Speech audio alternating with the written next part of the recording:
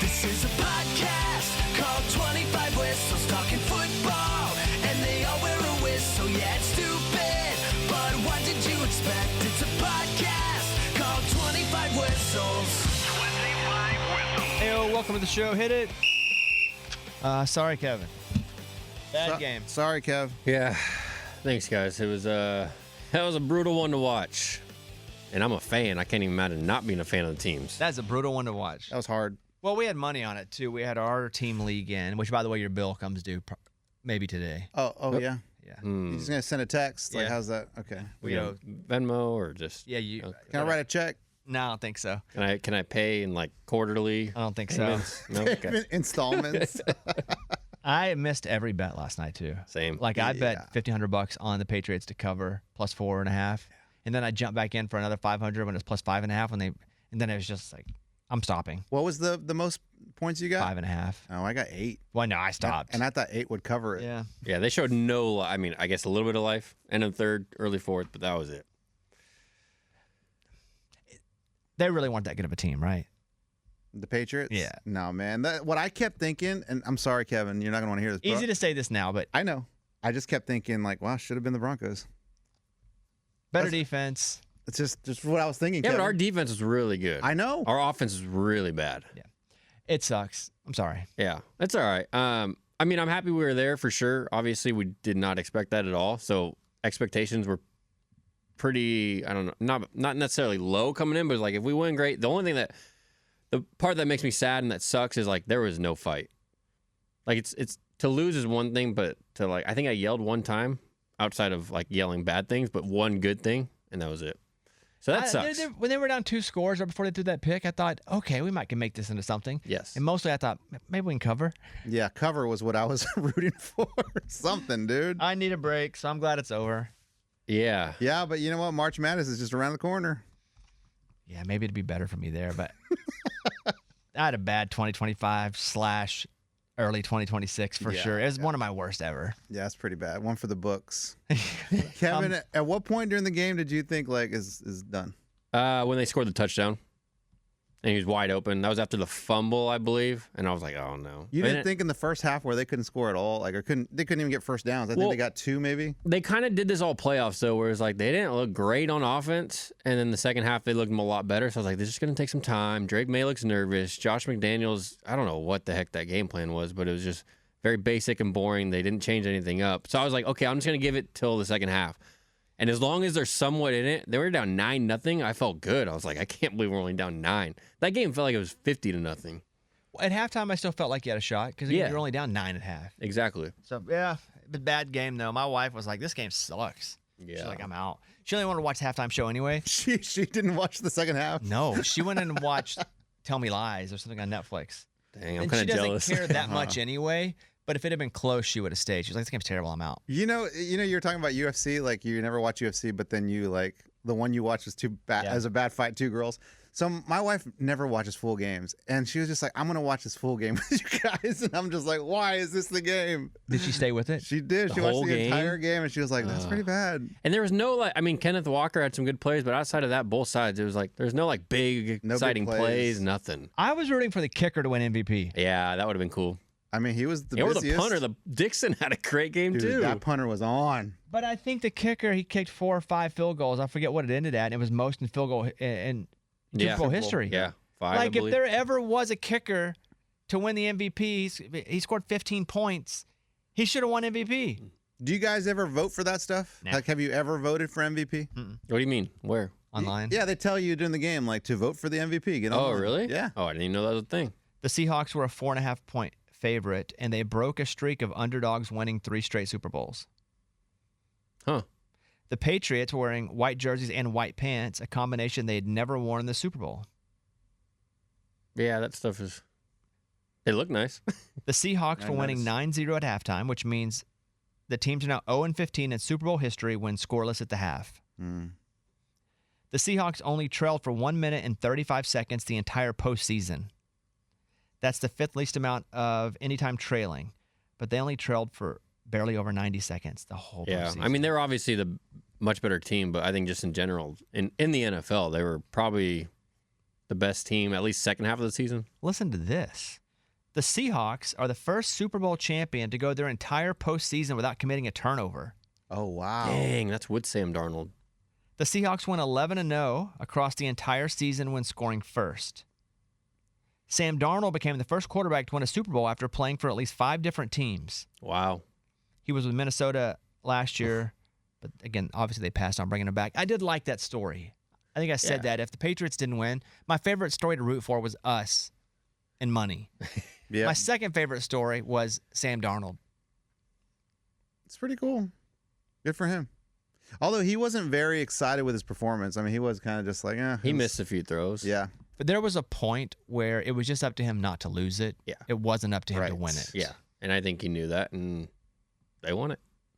Sure did. I'm glad it wasn't there. I can tell you that. Hey, I thought it was going to be a blowout. I really did. I was like, wow, this is going to be crazy. It's going to be the first blowout in Super Bowl history. You mean as the game started? Yeah, and Seattle just had control again. Yeah. Well, remember the Seattle-Denver one 10 years ago? That was 43-8. First play was the over at Peyton's head. Just letting you know. Look at Kevin's face. The pain Kevin's going through right now. It feels like I'm talking to a dead man. A lot of football fans were caught in the middle and watched the Super Bowl without rooting for either team. If you were literally and physically halfway between Seattle and Foxborough, Massachusetts, you'd be in Fergus Falls, Minnesota. Oh. Wow. Shout out Minnesota. But I didn't have a team. I just had a team that I bet on. But I lost enough to suck. But it was cool. I like Sam Darnold winning. Yeah, I mean, sure. I did see the list of all the quarterbacks that early on in their career went to the Super Bowl and never made it back. It's a bad list. Oh, wow. Made me think about you guys. You think Drake May? Future Dan Marino? list? Dan Marino was one, Yeah. He was also the youngest quarterback ever to go to a Super Bowl, which they showed a couple times. Yeah, I And saw Drake that. May was second. Oh, wow. I was surprised to see that Sam Darnold was the first USC quarterback to start a Super Bowl. I bet you're right. I didn't see They that. said at the very beginning of the game, and I was like, really? Like USC quarterbacks. Carson Palmer, Matt Leinart, Mark Sanchez. These are just ones I can think of. Matt Castle. Matt Castle. Yeah, I'm trying to think of like back in the day even, but no. Caleb Williams. Yeah. Oh, that's true, too. Obviously, he hasn't made a Super right, Bowl, but right. that's true. Yeah. Yeah, anyway, dude, sorry about that. Yeah, all good. I hope, I don't know, I hope we get some more O-line help for sure, and I also hope Drake, I hope this doesn't, like, stick with him for a while. You know who sucked was, Will? well, Yeah, he was bad. And they were just harping on it and showing close-ups of him getting dominant on the offensive line. I know, and I've seen multiple today where it's like 14 pressures allowed, the most in Super Bowl history. I'm like, oh, gosh. So was he not healthy, or is he just not good yet? He had his ups and downs this year. Like, obviously, I watched every game, and it's not like our O-line was anything great all year. They just had ways of kind of getting around it, I guess, and they got exposed. I mean, 4 guys, Collinsworth talking about it, but 4 guys got to him with ease. It was tough, man. Were you hoping Drake would run the ball a little more than he Yeah. We were saying the whole time, I was like, get him out of the pocket or something, roll him out. Because he did not look comfortable. As soon as they got to him a little bit, he was all over the place, even when he had time. Cardi B had a $1.5 million Super Bowl weekend. So, and also they broke up, Cardi B did? and What do you mean? She What? spent that much Stephon money? Diggs, They broke up? Yeah. They did, dude. Apparently he was Last night. sneaking in an ex-girlfriend into their hotel room. Oh, Stephon. Well, he was dealing with the grief, you know? Oh, my God. They unfollowed each other on socials too. They just had a baby. But he had 4 babies last year with 4 different women. Oh, my God. We're talking like we know or care. Did you see Kraft up there with her on the stage? The video of that, like Saturday or Friday night. It was funny. Cardi B secured a VIP suite to watch Stephon Diggs play for the New England Patriots at Super Bowl 60. She tried to rent 2 suites for her 100 guests. Unfortunately, she had to split the group. Half sat in the stands while 40 get the box. So the breakdown of her $1.5 million weekend, $725,000 for tickets for 100 friends and family. Wow. $250,000 for private jets to San Francisco for her guests. At that point, I'm like, I'll get you hooked up. You got to get yourself out there. Yeah. Like, I'm taking Yeah. one plane with me in it. I'm getting your ticket. $125,000, a private suite for 40 at the Super Bowl. Jeez. $220,000 in Dom and Hennessy. And a $133,000 hotel suite and party room. That's from the Sun with Oh, them. they had a party room. But that's almost, well, I guess, yeah, that's almost the cheapest thing on the list. That's insane. I did spot her in the Bad Bunny concert. She was in there. She was out there, right? Yeah, with Pedro Pascal and Jessica Alba. Jessica was the only one I saw. Mhm. I didn't see I the others. saw Alexa. What's her name, Mike? Alex Earl. Yeah, Alex Earl. Thank you. With Oh, Tom Brady. No, she was out there dancing Oh. Oh, the same. I did see her with Tom Brady dancing at whatever. Tom Brady's just turning into a cheese ball, dude. yeah. He's just turning into a cheese. There's a reason Michael Jordan is still cool to us because he's not out on social media all the I time know. Yeah. with I know. influencers and Hey, I'm with you. I agree. The less I see him now, the happier I am. yeah, because he was like the coolest because we didn't Right. because nothing could take him down because we He only was the knew him as a GOAT. winner. Yeah. Now he's everywhere. I know. We walked by one of his card stores. Multiple losses for the Patriots this weekend. Yeah. I mean, yeah, overall with the whole Hall of Fame and then Oh, Brady yeah. saying that and all that. Brady being cheesy. Yeah, I didn't really find that a big deal, though. Brady Are being you talking about cheesy. him? Oh, no, sorry. You're talking about him saying, like, oh, I don't have a dog in the fight or no? No, I think the big loss is him with dancing at a club with Alex Earl. Oh, again. Oh. yeah. I mean, Just being all the party. It's like, I get it, but man, the Yeah. reputation's being tarnished. yeah. Yeah, I didn't care about the other stuff. I understand Okay. why he said that he was part owner of the Raiders, and they're hiring the offensive coordinator from Seattle. Yeah. And then the Patriots, obviously, I still think he should have said the Patriots. Dude, he won Yeah. Super Bowls with the Patriots. That's his team. I know, It's but like if Joe Montana said, well, no, because he was a Chief, I guess, for a little bit. For a second. Just for a little second. Just for a second. He is I old, but he's looking know. small and old. That's what my Yeah, kids frail. said. They're like, that's Joe Montana? Oof. My wife said, he's a little guy, huh? I said, no, he's just old now. He used to be tall. I guess when we start hunching over when we get older. Yeah. They say that our ears and our nose don't stop growing, and then you hunch over. Terrible game. Hey, what happened? Because I saw that the Falcons, who's it, Pierce? yeah, James Pierce. So what? He was being chased, or he was chasing somebody in a car? Yeah, he was his ex-girlfriend, WNBA player, Ricky Jackson. I don't know. I can't say I'm big on the WNBA scene except for Caitlin Clark and Angel Reese. Yeah. He was chasing her. He was stalking her. And then he rammed I think it was like a Ferrari or something, or Lamborghini into her car multiple times. So she couldn't go to the police station. And then police ended up showing up. And then he ran from the cops Oh, boy. and then hit a cop with his car. Wow. And then, Physically, the human cop? yeah, Or he cop hit car? like his knee, it said. Yikes. Oh, no. Yeah, That's so trouble. and then he got arrested. There's a video of him fighting like 7 cops, and it's just like no wonder everyone's like no wonder this guy had 10.5 sacks. Yeah, not good. Yeah, he's out next year. Yeah, not good. And he dropped in the draft because of character stuff. He played Tennessee? Yeah, Yeah, he's done. And the Falcons were pretty good. yeah. They got pretty good last year. They had him and the Georgia D lineman. Both of them did really good rookie years, and that's not good, man. Eddie's kids had basketball practice Yeah, what on the Super Bowl Sunday. Practice? Believe that crap? We were talking about this in San Francisco. Did they go? No. Dad had to pull the card and be like, they're not going. What time was it at? It was from 4 to 5:30. Oh, shut the up. game starts at 5:30. Like, Stop. and this is on the other side of town. We'd missed the first quarter. Like, this is the dumbest thing ever. And it's basketball, and like it's 6th grade basketball. And so I said, no, dude, you're not going to practice.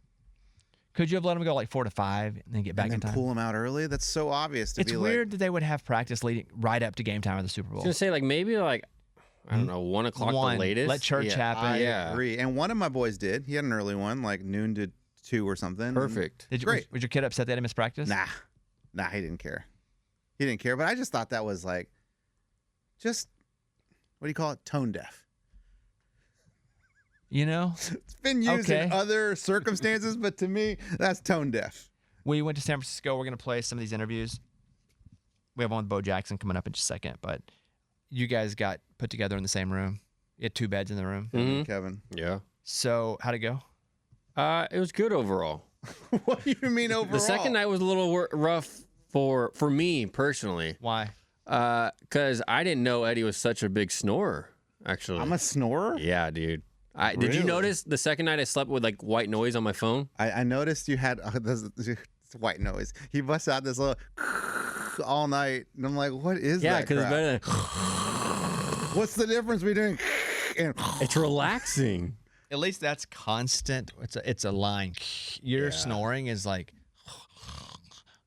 Do you know I snore? yes, of course.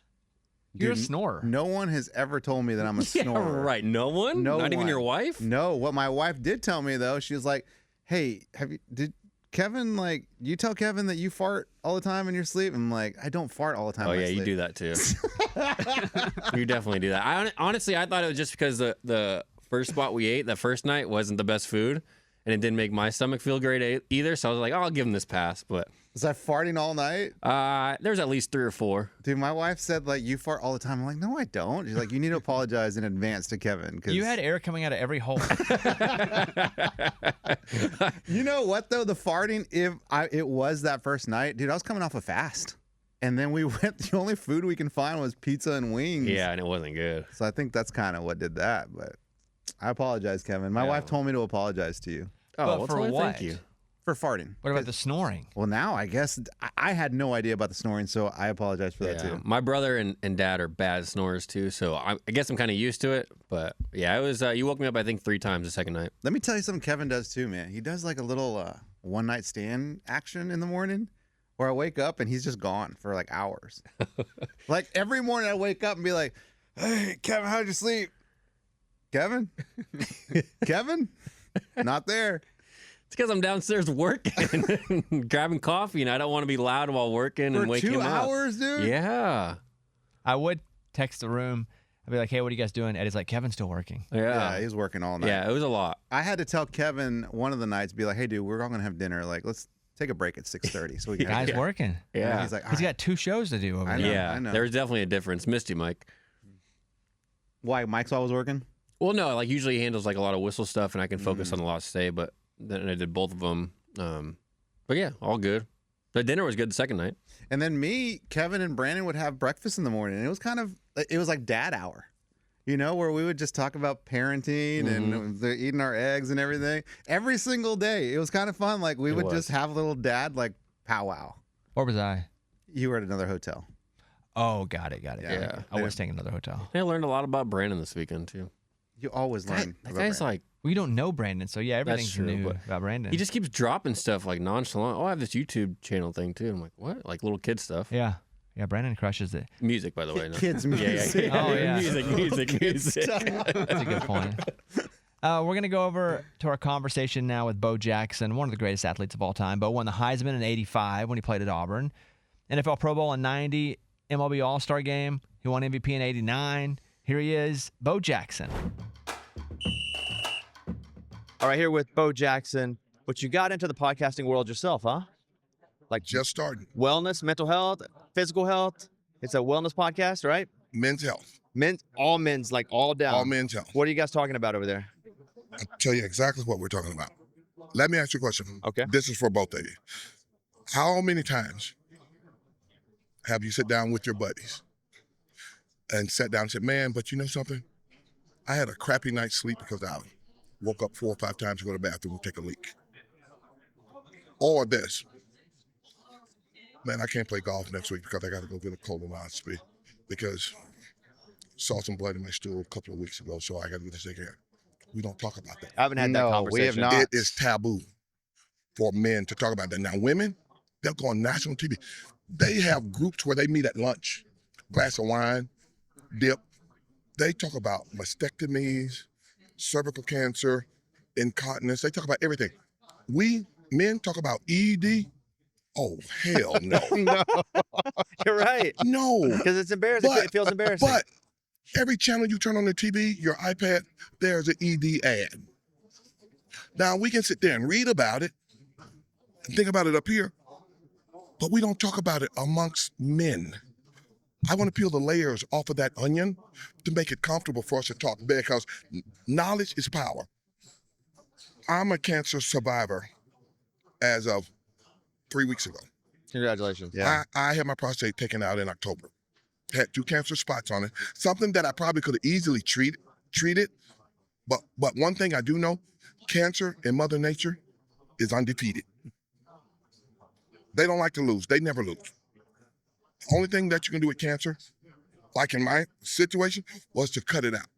First thing you think of when you say, oh, you got to take your prostate out. Oh, there goes. My ED problem has got 100 times worse. Well, I'm not going to be able to get laid no more. That's BS. That's BS. And the reason I'm saying this is because I'm going to take this platform to make it comfortable for guys to go to the doctor, to get a PSA test, to go get their colonoscopies, and don't be afraid of what the doctor's going to tell them. Because a lot of guys don't go to the doctor because they don't want to know. And it goes back to knowledge is power. Use my platform to come to your city. I know I will be in Nashville because I got too many buddies. Men's seminar only. Sit up at an auditorium, get some of my friends to help host it, get their doctors, the professionals who know the answer to every question that the audience got to ask. Have the audience that's going to be there, all men. We're going to ask you to donate from anywhere from $1 to $10 to come in and sit down and talk. And those funds will stay in Nashville for guys who don't have insurance like us or can't afford to go get a PSA test. Period. Try to help guys to gain knowledge on their health instead of sitting up saying, oh, I don't know if I got something, but this is happening and it's getting worse and worse. I don't want to go to the doctor because I don't want to find out what it is. Women talk about their issues all day, every day. We never do that. I want to peel the layers off of that onion to make it easy for guys to do that. Because I have 2 grandsons, and they're the best gift God has ever given me. And I want to be around to watch them play Little League Baseball, watch them ride their first dirt bike, watch them dive off the diving board for the first time. That's what I live for now. And by me using my platform to spread the message, it's okay to talk about your issues. I hope to put some sunshine in somebody's cloud to make their life a whole lot easier. Because we need to open up and talk. Stop this thinking that if I talk about this, it makes me less of a man. Or my buddies are gonna look at me like I got chink in my armor. That doesn't matter. I don't care if I got a chink in my armor, as long as I'm around to tell somebody, hell, I got chink in my armor. I'm tired of burying my friends, going to friends' funerals that I went to high school with, college with, played against, played with. And this is on a monthly basis. And the majority of it is because of cancer. Got to do something about it. Buried a brother-in-law 2.5, 3 weeks ago. He had prostate cancer. Decided to get radiation. 5, 6 years later, it came back. And in a 2-year period, it went from his prostate, bone, liver, lung, then brains. He's gone. I got mine taken out and haven't looked back. Haven't missed a stroke. And the one thing that you think, oh, there goes my sex life, that's bull. That's bull. Don't be selfish and do that to your family. Don't do that to your kids. You should want to be around to raise your kids, and you can't do it if you're fighting the big C. Because it's going to win every time. It's Bo Knows Men's Health, right? Bo Knows Men's Health, yes. That's awesome. Why would you start? Like, why would you start doing a podcast? Because there's a consistency to it? Because you can constantly get the message out? I can constantly get the message out, and I'm speaking from experience. When I was 20 years old, at Auburn, in the prime of my life, thinking that I'm untouchable, I'm Superman. You get in my way and you're going to get trucked. No doubt about it.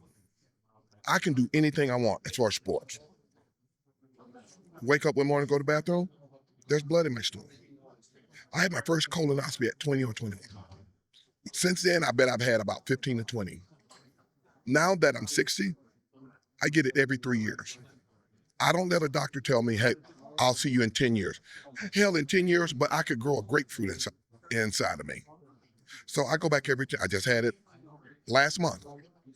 So I'm trying to stay up on my health, and I want other guys to do the same thing, because don't be selfish and cheat your family out of that. When you were at Auburn, and you talk about being Superman, timing was different then, but what do you think you ran the 40? I just explained that a minute ago. I ran the 40 electronically, 4.1 seconds, 4.13 seconds. And how high? Oh, wait. 2:22. No way. I mean, yes way, but I'm just saying that's Yeah. unbelievable. I was on my way to track practice. And back then, we didn't have these combines like they got now. That looks like this room. That was just somebody from the NFL, somebody from, I guess, the combine office, and all the players came from Tuscaloosa, North Alabama, South Alabama, Georgia, came into Auburn, run the 40, then they left. I was on my way to track practice to chase the 1976 Olympic gold medalist in the 100-yard dash, who was an Auburn graduate, Harvey Glantz. My track coach told me, Bo, if you ever catch or beat Harvey in a race in track practice, you don't have to practice. I never caught him. And he was 13, 14 years older than me. He was in his mid-30s, and I was 21, and I never caught him because he was like a McLaren sports car, and I was an 18-wheeler, and I couldn't catch him. So I had to run the 40. The first time I ran the 40, I ran 4.26, but I let up bad because from the finish line to the back of the dome in our place was about 10, 15 yards, and I couldn't stop in that time. So let's say at 35 yards, I just eased up and cruised through at 4.26. And everybody's like, but he eased up. He didn't run through. And this was a time of stopwatches, but the electronic time where you have to put your hand on the tape and come off and break the laser was 4.26. Coach comes to get on me. God, Bo, please run the 40 so I can get these. I don't ever want them calling me again because they're blowing my phone up all times of night, early in the morning, wondering if you, please, he said, for the love of God, do it for me, please. I said, all right, get back down. I said, you need to open that back door because I'm like, tear up my hamstrings. And that door, it hadn't been open since I've been in Auburn. They opened that back door, moved all the crap, and opened the back door so I can keep going because the track practice was right behind the dome. Went back down and got back down. And I took off, ran through the laser and kept going because I told my teammate, get my bag and we just gonna go. And I never came back to see. So when I was on my way back, no, some of the guys came up to the track practice because I'm trying to catch Harvey Glantz, which I never did. And they said, do you know what I had you at hand time? I said, no. They said I had you at a 3.94. Another guy, my hand time was 3.95. Another guy said, I had you at 3.3. And then the guy that's running the electronic timer, he said, they're all wrong. I got you at a 4.13 electronic That's crazy. at 2.22. I really appreciate the time, Bo. Thank you very much, guys. Thank you, man. Hope the I really podcast, I hope you get out of it what you're aiming to get out of it. I think you'll change a lot of lives. That's what I look to do. Thank you, That's Bo. what. Thank you for having me. Yes, sir. I appreciate it. God bless. We're going to go over now to our talk with current Eagles linebacker, Nakobe Dean.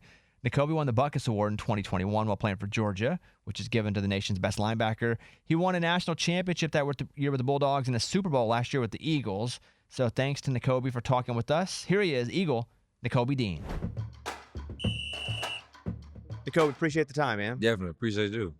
Something I'm always interested in is going from warm weather to cold weather because at Georgia, it's pretty warm. Yeah, kind of. In Yeah, Philly, it's pretty not- cold. Like, it doesn't seem as fun in the cold. What you talking about? Just Football or playing in anything? football, yeah. Nah, football in the cold is funner.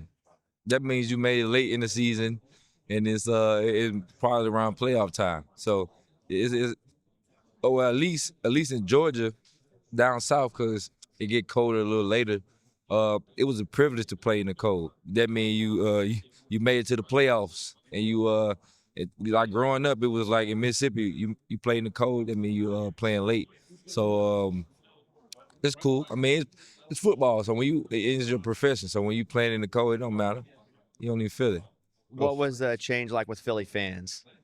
Oh, I mean, you got a fan base who probably the most passionate fan base there is, and they'll let you know. I mean, I remember my rookie year. I think I was out shooting pool or something, and I had a guy come up to me. He said, "What's up?" Then he was like, "Yeah, we real passionate fans. Like, we'll take a bullet for you, but we'll put you in front of one just as fast. Oh So, gosh. yeah, I was like, oh, okay. See what type of people we got here. But it's all good though. It was all good. They passionate. They want to win. And yeah. I mean, SEC fans are pretty passionate. Yeah, but I was at Georgia. Like we ain't never had no problem. Well, you I never won had all a the problem. time. Exactly. Yeah, Exactly. I mean, nobody when- had room to be mad. We didn't take care of all of that. So I never really had no problems from our own fans, never. And if we was like, I think my second year when we during COVID year, we ain't have the best type of year, but even during then, like it was no, I don't remember ever receiving any negative feedback from our fans at all. Well, I'm a Cowboys fan, man, and we dislike the Eagles. Yeah. But how much do you dislike the Cowboys? Oh man, I don't necessarily dislike no specific team, but I mean growing up, my mother disliked the Cowboys bad. And it wasn't even because of the Cowboys, it was because of the Cowboys fans that lived around us. And that's literally was the only reason. She was calling them the 5-star chicks. Oh, lovely. Yeah. Talking about the fans. Yeah, so it had nothing to do with the actual team. It had everything to do with the fans. Before you go out, do you like to be completely amped up, or do you like to be as calm as possible so you can think clearly? It's a build-up for me. It's a build-up. It's like it's kind of like it goes little by little, and by the time I'm running out, then I'm amped. Like I'm amped. I don't be amped in the locker room, but like as soon as I'm running out the tunnel, then I'm at the peak. I'm way amped up. You just met Bo Jackson. Yeah. What was that like? It was cool. It was cool, man. You talk about you see all the documentaries and everything about Bo and Bo knows and all that. You see all that, and it's like you see a lot of, like, I just seen like Barry Sanders and Emmitt Smith walking around. I just never seen those guys. You talking about some greats in the game, so it's definitely cool to be out here and seeing them. Bo said he ran a 4.1940. That's what he said. That's what he said. Well, He said they handheld him faster than that, Yeah. but he got a 4.19 at Auburn okay. at 220. At 220, okay. I mean, What do you think? I would have said the same thing if they didn't. They didn't have a record of it. You know, he might be telling the truth though, but I would have said the same thing. Man. What is your fastest recorded time? In That's 40? official. Yeah, that's official. like a 4.5 hand? Hand clock. And that was like in high school.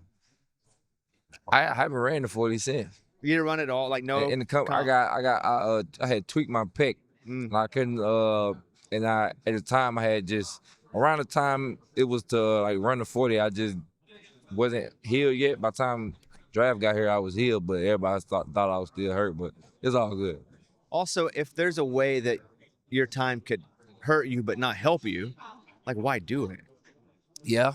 Like you weren't gonna do anything to help. Everybody knew where you were gonna fall in the draft. Like Yeah. you were that dude. Uh-huh. But you go out and you run a little slower, maybe they start going, maybe he's not that dude. Well, I don't know. Around my draft process was a little weird just because the week of the draft, it was everybody thought they was saying I was hurt and this, that, and the third. And I'm like, I don't know what everybody's talking about. I'm injury prone. I haven't missed a game in college, haven't missed a practice, but I'm injury prone because I tweaked my pec when I'm training for the draft. Anyway. You think that was to get you to fall? Do you think they were planning that stuff out there, hopefully? I mean, I'm not going to say that, but I did. I fell all the way to 8th, 3rd pick, but I fell to the right team. Super Bowl later. Super Bowl champion later.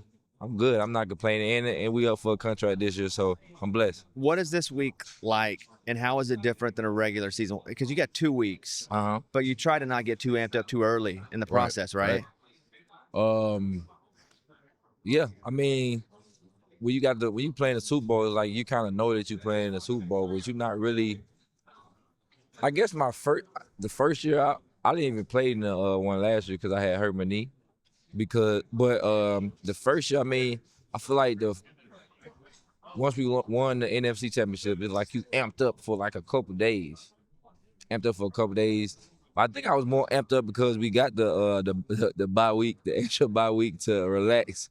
But not relax, we were still practicing, but to not play a game, I think I was more amped up about that because I got to go watch the the my Bulldogs win another national championship against TCU back in 2022. That's an ugly game for TCU. Yeah. That's quick. That's a quick death. Yeah, 2023. But yeah, that was so I think I was more amped up about that. Then by the time you get to the game and everything, you kind of able to level out your emotions and just play football. Tell me about Kind Hearts for Life. Oh, that's my foundation that me and my mother started. We started, she kind of set the foundation of my giving back and giving back to the community and just being out there and trying to spread positivity and light to everywhere. Our motto is reaching for the hand but touching the heart, and we feel like we truly try to do that with starting with the youth. That's kind of our main focus, trying to give back to the youth. And if we have an event, it can be 1,000 kids there. If I'm able to touch one kid and just put a sense of confidence and belief that they can do whatever they want to do in life, then I feel like I've done enough. How do people find out more about your foundation? Oh, you can go online. Social media? You go on social media, Instagram at Kind Hearts for Life. Life spelled with LYFE, and the 4 is number 4. Or you can go kindheartsforlife.com. Awesome. Really appreciate the time. Definitely. Thank you. Thank you very much, Jacoby. Thank you. We're going to go over now and talk with 5-time gold medalist swimmer Ryan Murphy. Ryan's won 9 Olympic medals all time for Team USA, even brought one to the interview, which we talk about. We also got into the discussion about swimming from Alcatraz. Here is Ryan Murphy. Hey, Ryan, good to see you, man. Yeah, great to see you too. Where do you live? Where do you train? So I'm trained out of Cal, so I live in the area. So I'm in a city called Orinda. Where'd you grow up? So I was born in Chicago, grew up in Jacksonville, Florida.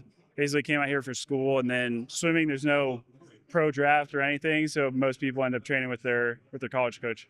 So you just stayed? Just stayed. Feel like home? Yeah. Now it's like, it's an interesting place. Like, so many of my friends from college have just stayed here. So it's great. Like, we have a really, really solid friend group out here. What are the mornings like? When do you start training? I wake up, I'm pretty much waking up at 5 every day. In basically 3 times a week, I just go straight to the weight room, start lifting, do that for an hour, and then go to the pool. And then the other days, it's pretty much wake up and go to the pool and just get right in. I'm assuming you're doing full body, right? Oh, like yeah, when yeah. you work out. Oh, yeah. Yeah, because I think we go in the weight room, like, there's a level of, like, we're trying to maximize explosiveness. There's a level of injury prevention. And so, like, swimming is so much like lats and back. And so, like, you kind of want to balance things out. But yeah, it's full body. So anything like squats, lunges, pull-ups, bench, cleans, core. Is there a tapering situation with you before you race? Like, will you? Yeah, tapering's big. So we pretty much 4 weeks out from a meet, we'll start to dial back the volume. Intensity stays pretty high, but volume comes down probably by like 70%. Wow. When you get to the week of the race. This may be the dumbest question you've ever gotten, but is there ever time you get to the pool and the water's way too cold? Yeah, like right now, this morning. Yeah, like I jumped in and it's like I let out an audible whoo. Like, it was so cold, and then it sucks. You just have to go fast and warm up in order to then not feel cold. So yeah, that's a brutal part of the sport. For runners, if there's wind, that can affect the race, and if it's an official time. Is there anything in swimming where that would, like, the temperature of the water, like, does that actually make you swim faster? Or if, like, the little pump is on at the bottom and it's actually on while you're swimming, that's aid? The bubbles? Yeah. Yeah, in the short races, it doesn't make as big of an impact, but sometimes there's a current in the pool, and it typically, like, goes in a circle. So if you're on the outside lanes, one direction ends up being, pretty sizable difference faster. Like, it ends up being like you're going probably half a second faster going one way versus the other. So the current is probably the biggest thing. And that's a real thing. Yeah, when you get to the big meet, they're supposed to turn that off for all the races, but it's still sometimes slips through the cracks. Is there a lane that you want? To be honest, you probably want the outside lane. Like, if you're thinking about just like waves in the pool. But like, you can't see as many people then, right? Exactly. So that's the trade-off. Like, if you don't need to see people to, like, kind of drive you to that extra level to push through that extra level of pain, like then you're fine on the outside. But if you need to see people, you want to be right in the middle, lane 4 or 5. Do you need to see people? I like to. Yeah, because I mean, there's so many different philosophies. Like so many coaches say, like focus on your lane, focus on your race. Like, yeah, you want to do that, but like at the end of the day, like I'm good because I'm super competitive, and so seeing people helps me kind of get a little bit more out of myself. When you're training, will they have like a rabbit, a pull version of a rabbit You follow. that you chase, or is a time that you can see, or even like a laser that you can actually see while you're going?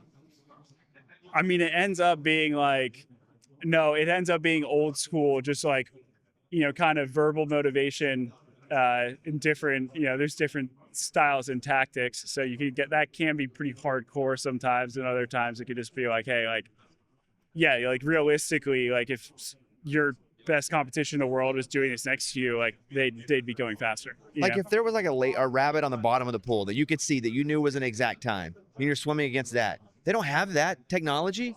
I think I just invented something great. Yeah, throw it in The there. bottom of the pool. A rabbit. If you're trying to beat this time and that rabbit or that dolphin, A fish. the dolphin's going a certain You're speed. You're done with this podcast. You're starting. I just made $1 million bucks. Yeah, because when we watch the Olympics, like you have the world record right in front. You all obviously don't see that, but for us, it's like he's almost there. Yeah, no, it's gnarly, and like watching it back, you're like, damn, I do wish I knew. Like, so it would be cool. It would be cool to have that, like right in front of your face, kind of when you're doing these fast efforts, but nothing there yet. How do you decide what stroke you're going to do when you're young, when you're in those formidable 12, 13-year-old years?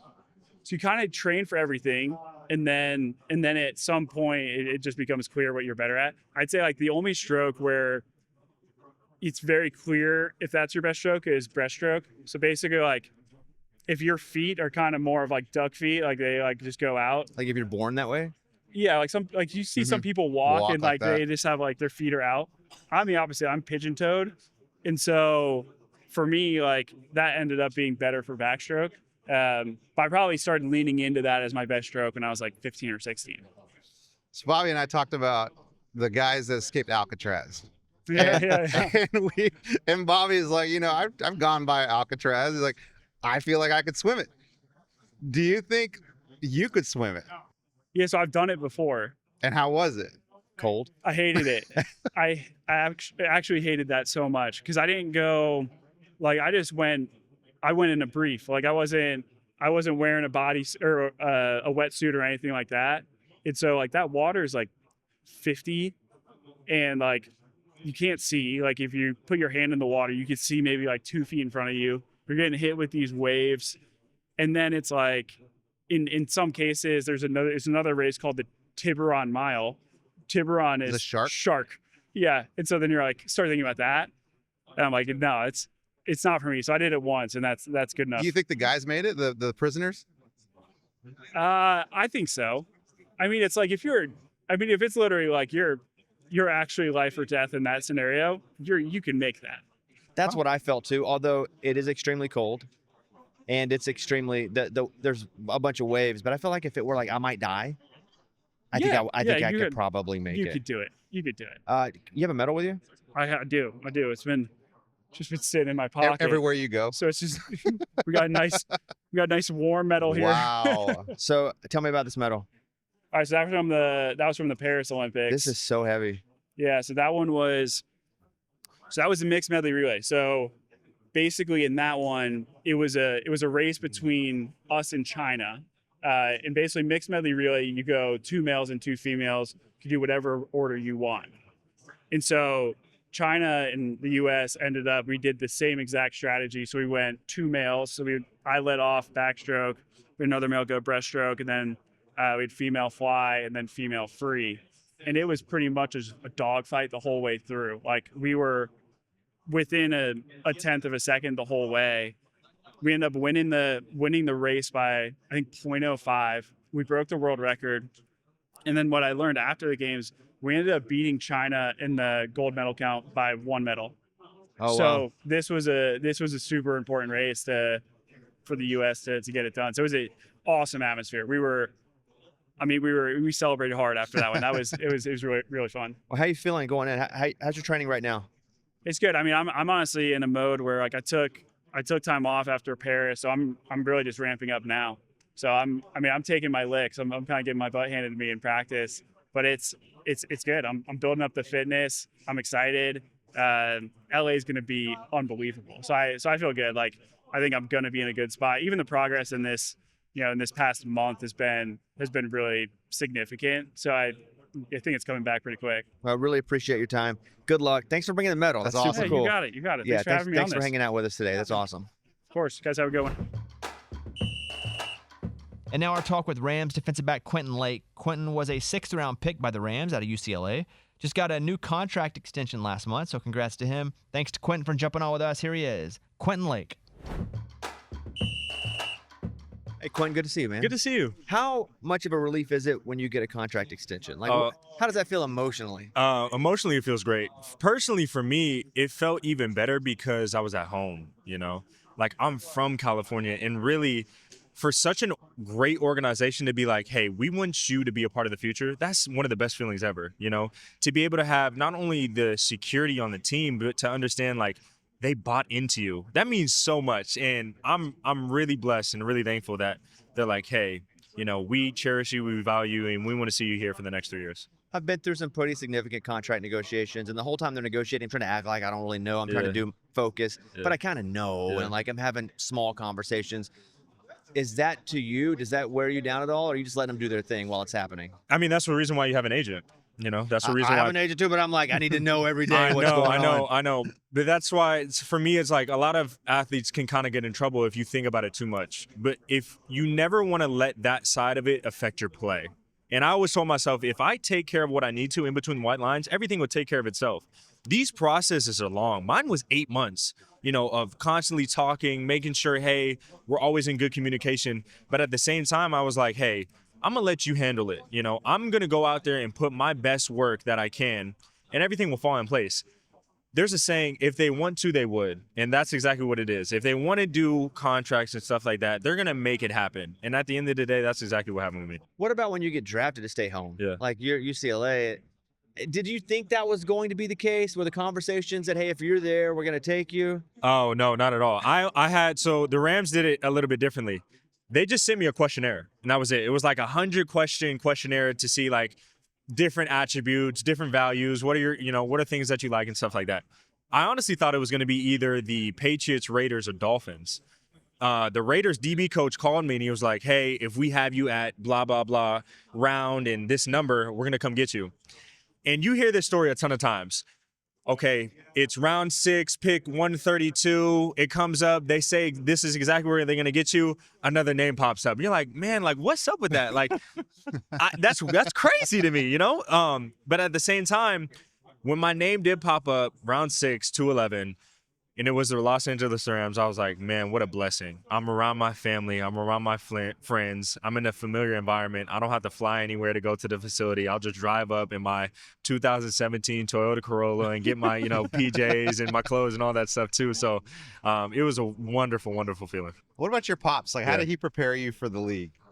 Man, he's we've been talking about it for a long time. There's this acronym that we use. It's called APE.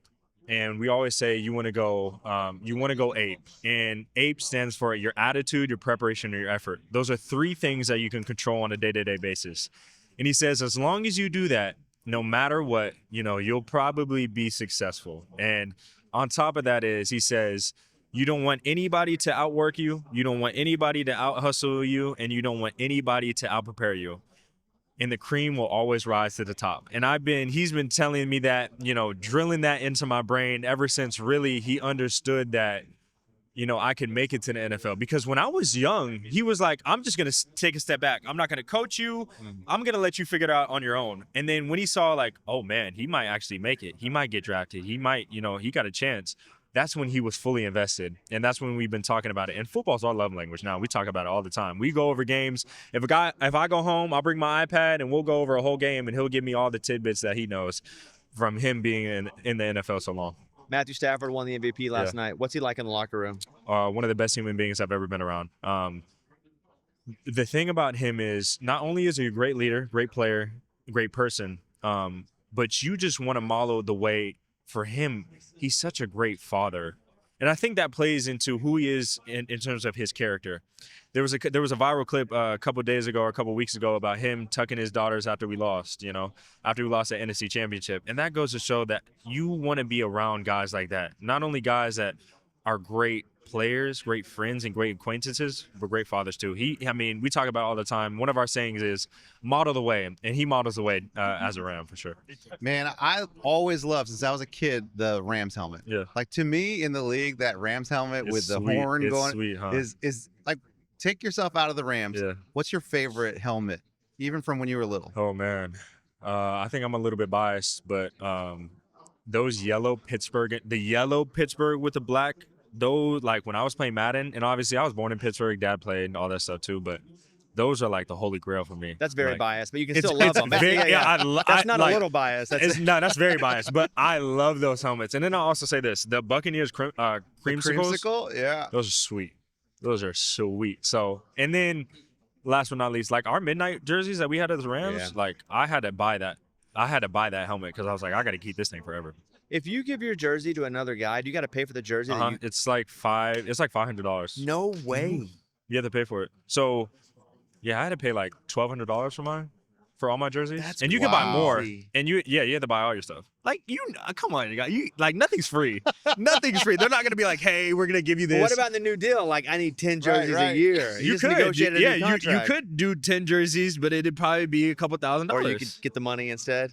Yeah. But isn't that surprising, though, that like the first one's not free, and if you lose that, you pay for the replacement, like a credit card, right? It'd be like, yeah, that's true. But they say like, hey, sometimes, especially during the preseason, they'll be like, hey, no jersey swaps. Because we got to get through all these During jerseys. But preseason. Yeah. they'll be like, hey, no jersey swaps this time.